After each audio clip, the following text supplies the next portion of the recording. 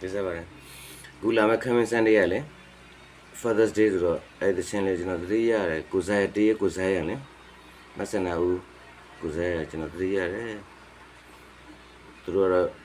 ပြန်ကုန်မှာပဲဖြစ်မှာပါကျွန်တော်တို့တော့ထဲမှာအခုအဲ့ဒီချင်းလေးသတိရတော့တငယ်ချင်းတွေကလည်း Fisherman ကဆိုထားရလေ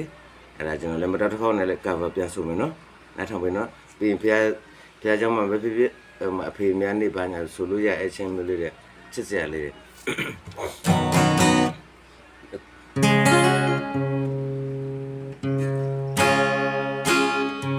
ဒီတာရ 1 2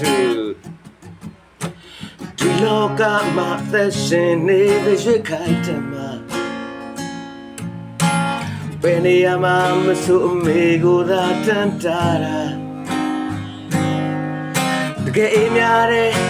ရှင်ဝင်ရှိတော့အမေမြတ်တာများသာမျက်နှာရင်တမိုးထားကြတဲ့ခိုင်မှာချစ်ဆုံးသောသမီးကိုရောင်မမနှိုးရတဲ့သူခမညာဝမ်းရတဲ့ဒီနေ့ကုန်မဲ့မမောပန်းနိုင်အားရွှေရောက်လာတဲ့တာတဲ့သမီးကိုကြည့်လို့မဝခင်မှာအဖေဆုံးမတဲ့စကားလေးကိုတော့နားမဆိုင်တော့ပါလားအဖေမလည်းအသေးနဲ့လူသားပါ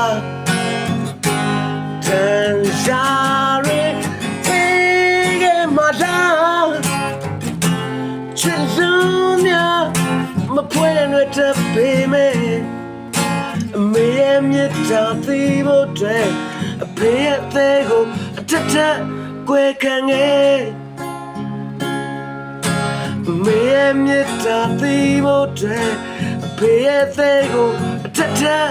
ကွယ်ခံခဲ့